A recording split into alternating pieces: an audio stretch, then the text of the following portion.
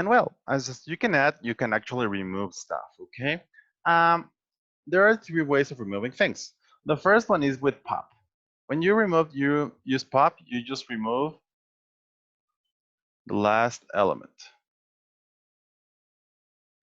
Okay, so if you use like pop and on this list, what you actually would get is you would get Robert and you get Chris, then you would get Scarlett, and then you get Mark.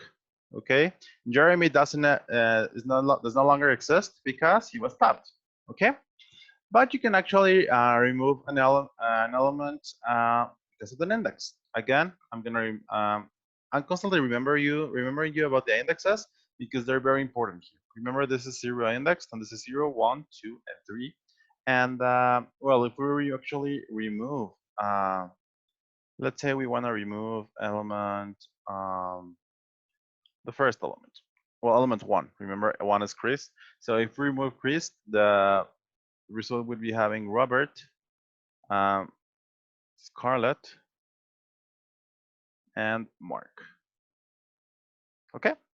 And finally, the last way of removing someone from something from a list is by clearing it. If you actually clear it, clears the list, you remove everything. Remove. Okay, so you need to be very careful with this because here you just like kill everything, and sometimes you don't want that.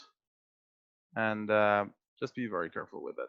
Let me just draw my school because I really want to draw it, and that would be it.